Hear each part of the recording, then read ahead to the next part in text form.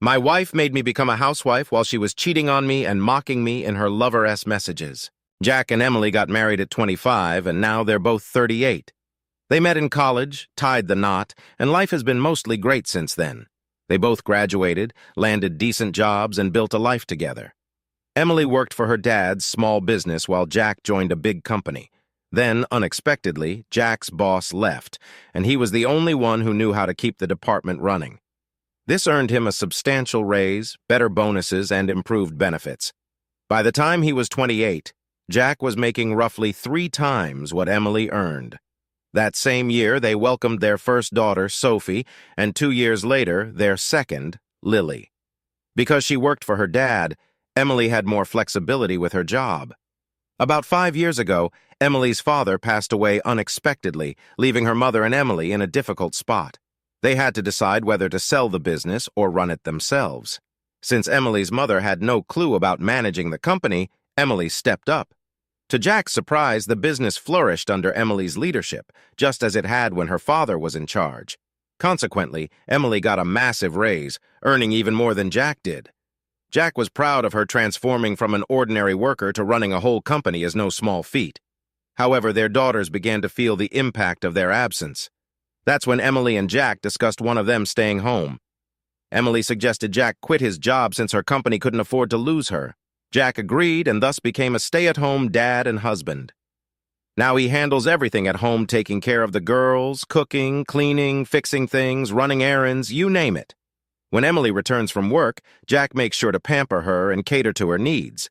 Everything was going smoothly until about a year ago when Emily's attitude started to shift.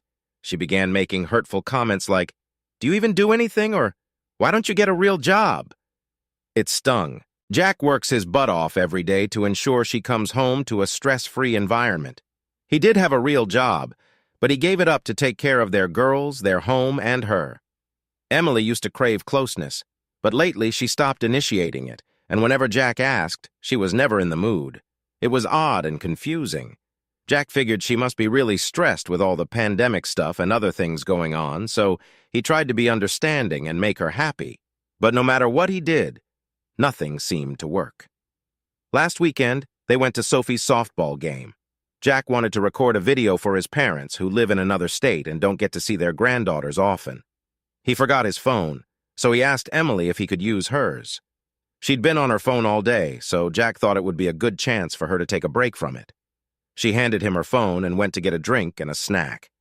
While recording Sophie, a message popped up on some app, and Jack decided to check it out. What he saw was unbelievable. There was this guy at Emily's workplace named Mike, who's 8 years younger than Jack, and they had been texting, sending explicit videos and pictures back and forth. They were talking about how close they were and discussing Jack in not-sonish terms. Mike called Jack a wimp who can't take care of his woman, and Emily was agreeing with him. Jack was shocked and devastated. When he heard Emily coming back, he quickly closed the app and resumed recording the video. On the way home, and even when they got back, Emily tried to talk to Jack, but honestly, he wasn't in the mood to chat. Eventually, they lay in bed, and for the first time in a while, she tried to initiate intimacy. Jack told her he wasn't in the mood, and she snapped, "If you're going to be all moody about everything, fine, go sleep on the couch." So he got up and has been sleeping in the guest bedroom ever since. Jack is so lost right now, he doesn't even know how to handle this situation. Emily meant everything to him, and his daughters are his whole world. Update. First of all, Jack has all the texts, pics, and videos as evidence. Second, he doesn't own any of the company. It's split 50-50 between Emily and her mother. Third, Jack can't bear to sleep in the same bed anymore, so he's been crashing in the guest bedroom every night, and that's where he's going to stay. As for his decision, Jack has chosen to divorce Emily. This morning, he called a law firm in another town to keep things discreet. Luckily, they had a last-minute opening, so he rushed over after dropping off his girls. Long story short, the lawyer Jack met was really good. He showed the lawyer all the evidence he had, and the lawyer said it's pretty much going to screw Emily over in the divorce. Since Jack left his job to raise their girls, and Emily is hardly ever home, having an affair and prioritizing this other guy over them, she's going to lose big time. The lawyer said they'll get child support, alimony, Jack will keep the house, and Emily will have to pay for it as long as the girls live there. He mentioned that they might be able to get more money since Jack is considered not viable in the working world anymore. This extra money could help him pay for more education to find a job. Some of you were right, the lawyer advised Jack not to work until after the divorce is settled. Apparently having a job could lead to losing a lot in the settlement. Then he asked if Jack wanted full custody of the kids. Jack told him he doesn't mind Emily spending time with them on weekends occasionally, but he'd prefer to have mostly full custody. The lawyer said that since Emily had an affair in their home, Jack has a strong case for full custody. Bringing a stranger over to the house put their girls in danger and makes Emily look guilty. So Jack is going for full custody, allowing her to have weekends once, maybe twice a month. No man will be allowed around the girls, and if there is, Emily could face issues from Jack if he finds out. Jack just doesn't want that piece of crap around his daughters. The lawyer suggested keeping quiet until the documents are ready, and then he'll arrange for someone to serve Emily with the divorce papers along with an order to leave the house. He expects to have everything done sometime next week. The lawyer told Jack to stay quiet for now, even though it's tough and Jack is angry. He said to shut up until the divorce is finalized. After that, the lawyer said Jack can talk all he wants about Emily, but until then he needs to keep quiet. The lawyer wants Jack to act like everything is normal, no arguments, no problems, sleep in separate beds, and avoid any intimacy. Jack agreed but asked why. The lawyer told him to trust him, follow his instructions, and not ask questions. Jack just got home and is preparing for dinner, trying to act normal. He'll keep up the charade until Emily is served next week. Quick note, the lawyer advised Jack to get an STD test and a DNA test for the girls.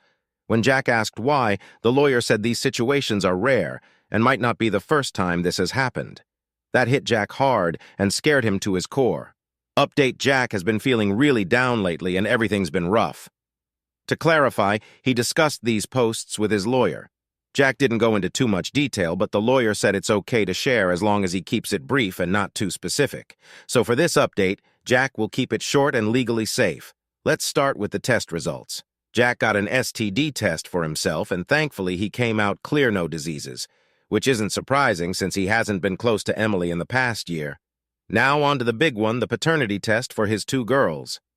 No matter the results, Jack will always be their dad, but he's overjoyed to say he is their biological father. Jack has never been happier to know for sure, even though he never imagined he'd have to question it.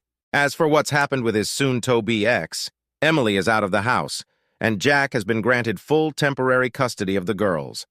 He'll share more details in the future, but for now, Emily is no longer living there.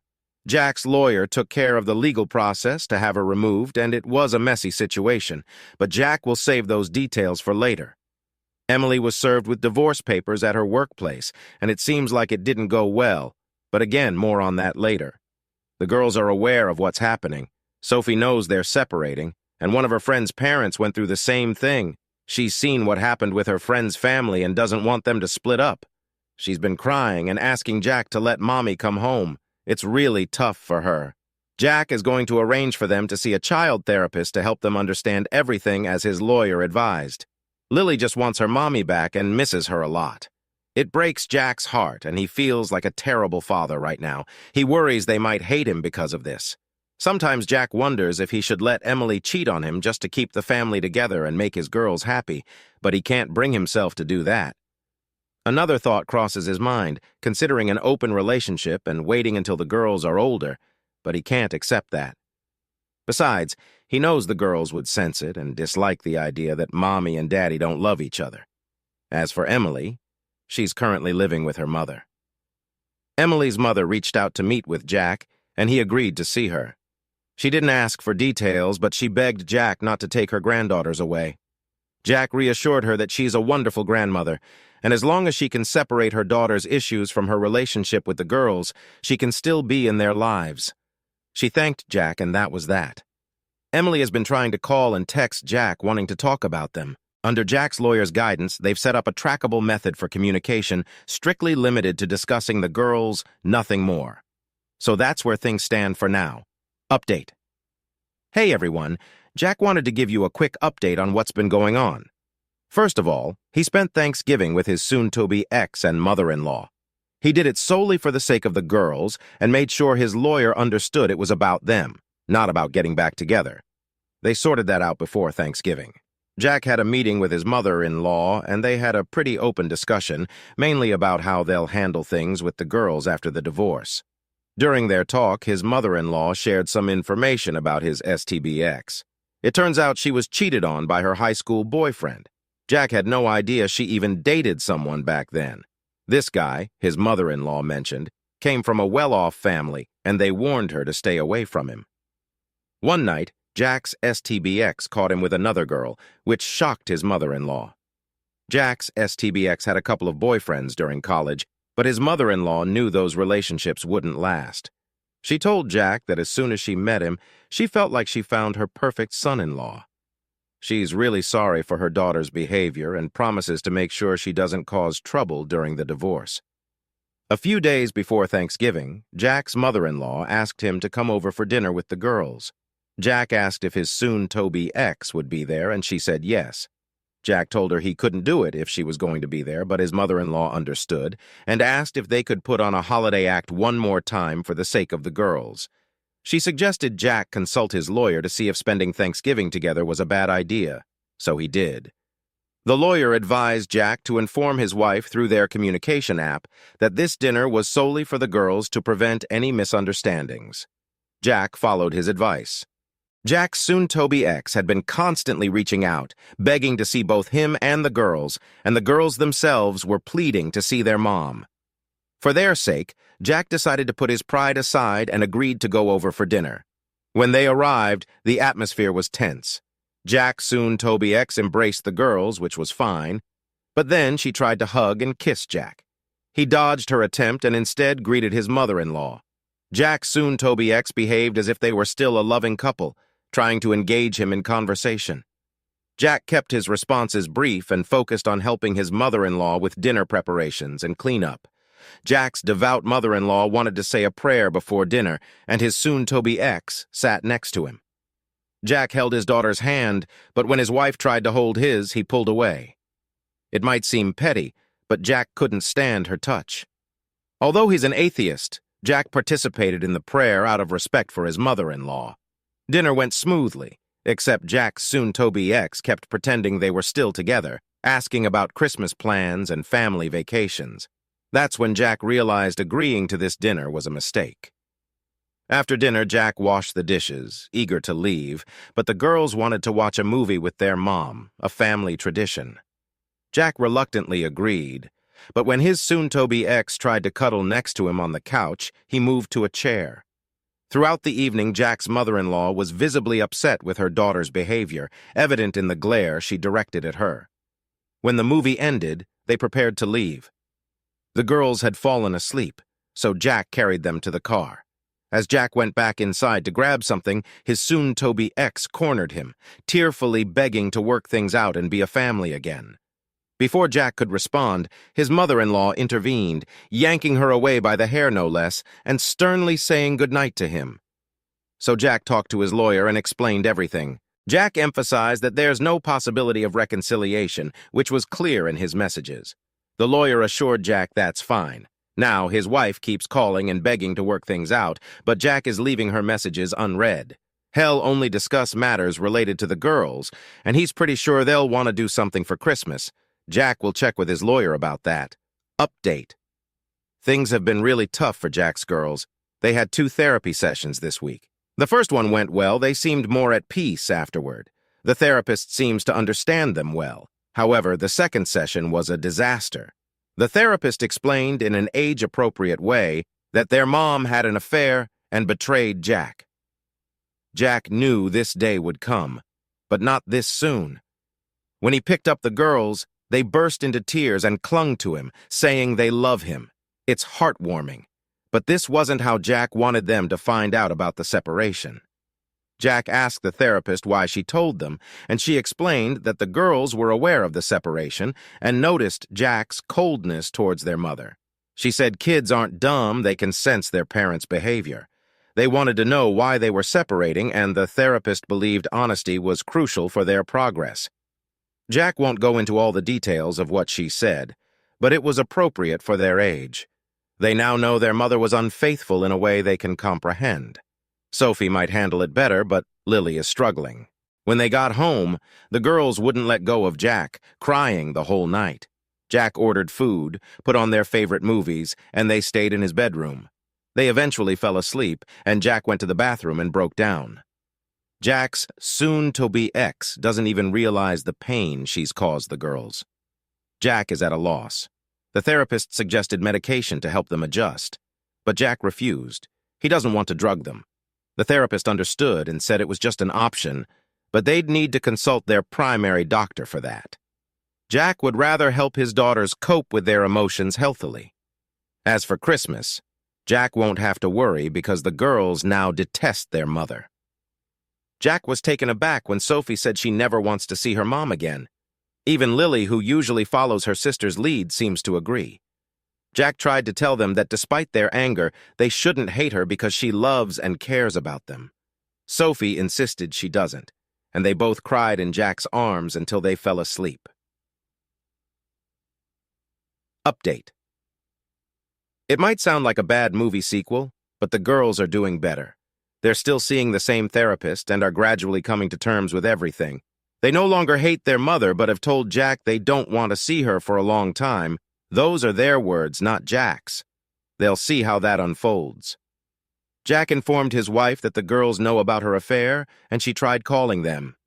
They answered, but have maintained their boundaries. Jack thinks she's finally realizing the gravity of her actions.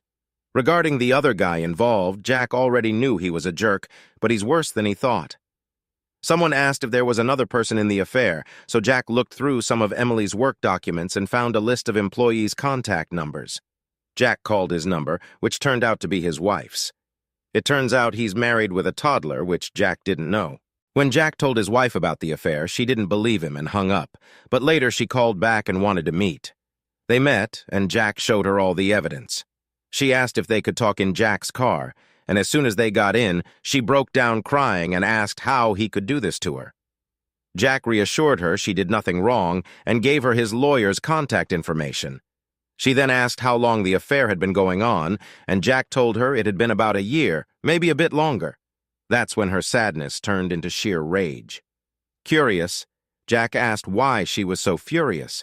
She revealed the truth behind her wig. She had battled cancer after their child was born. While she was in the hospital, they discovered a tumor. Over the past year and a half, she had undergone 2 surgeries, chemotherapy, and was on medication. Despite all that, she looked great, which surprised Jack. She said she had beaten the disease and was doing better, but she and her husband hadn't been intimate for about 2 years. During her pregnancy and cancer treatment, intimacy was impossible. She got very sick while pregnant, and the disease took a significant toll on her. As she started to feel better, she struggled with her self-image due to weight gain from the meds, hair loss, and not feeling as attractive as before. She wanted to surprise her husband with intimacy now that she felt ready, but discovering his affair shattered that plan. She cried about her child growing up in a broken home, and Jack tried to comfort her. She then tried to get close to Jack, but he gently declined, explaining that she wasn't in the right state of mind and it wouldn't be healthy for either of them. She thanked Jack for his honesty. Later, she asked for the evidence, and Jack gave it to her before she went home. They've texted a few times since, as they're both going through this difficult time, and they'll stay in touch. Thanks to those who suggested reaching out to the other betrayed spouse, Jack hadn't considered it. Update. Hey everyone! Jack wanted to share how Christmas went with the other betrayed spouse. All things considered, it turned out to be a surprisingly nice and wonderful day.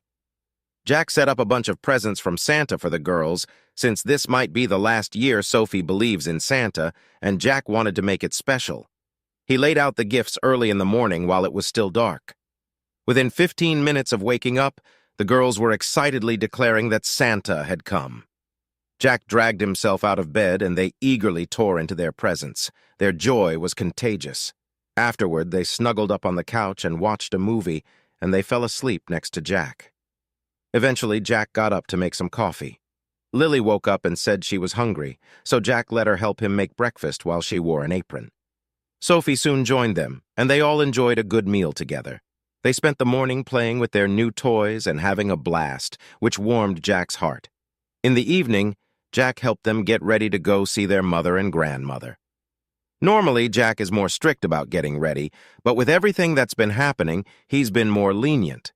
They were ready, but expressed that they really didn't want to go see their mom. Jack reassured them that their mom loves them, and his therapist had advised him to encourage their relationship for their healthy development.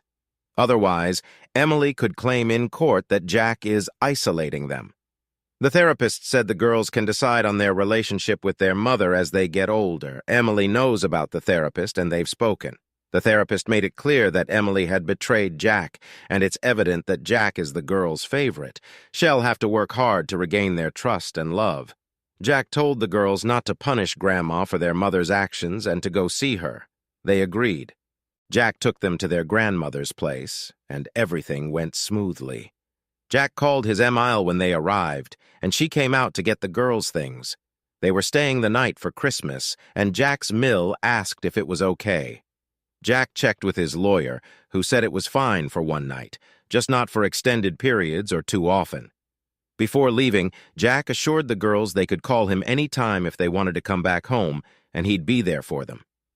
As Jack was leaving, his soon-to-be ex came out. She seemed confused by something Jack's mill had said, and Jack's mill sternly told her no. Jack's STBX looked at him with teary eyes and waved as he drove off. Jack had left food in the oven on warm for the other betrayed spouse, who eventually showed up. She arrived without her toddler. When Jack asked where they were, she explained that her in-laws wanted to spend Christmas with them, and the toddler's father also wanted to see them. She had worked out a similar arrangement with her lawyers, so it was fine. She was dressed nicely in a pretty dress, leggings, fluffy boots, and a stylish wig. They had dinner together and shared stories about their pasts, getting to know each other better. After dinner, they settled on the couch to watch a movie and continued chatting.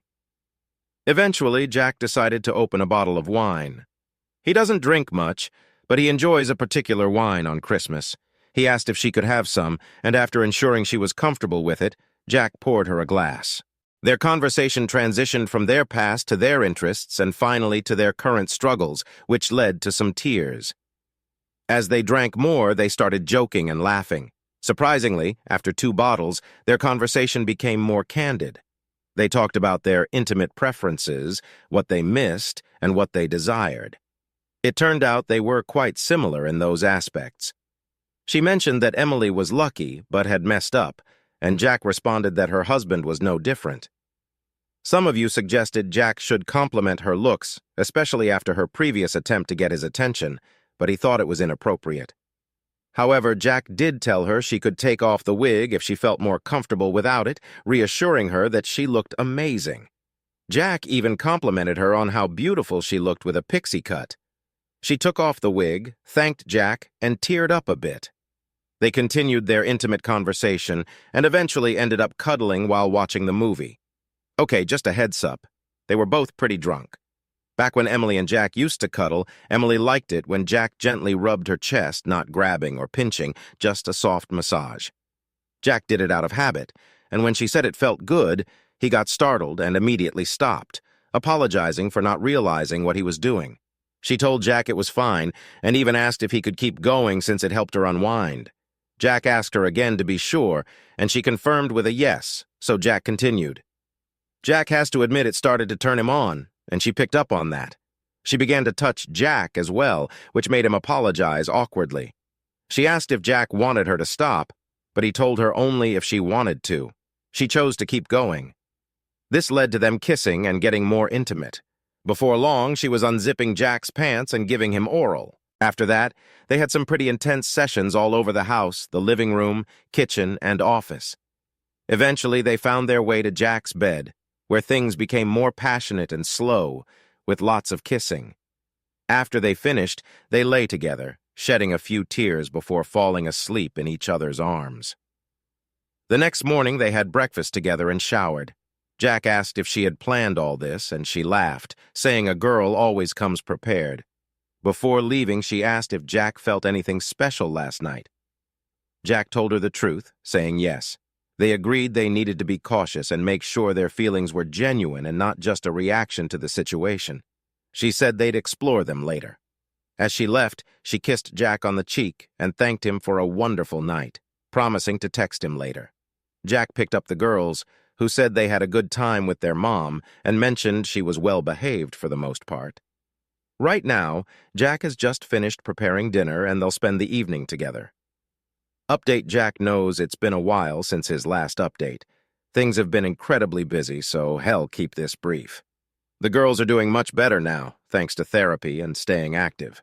They still have their tough moments, but overall they're improving. As for Jack and the other betrayed spouse, they still talk almost daily, but they haven't been physical since that night.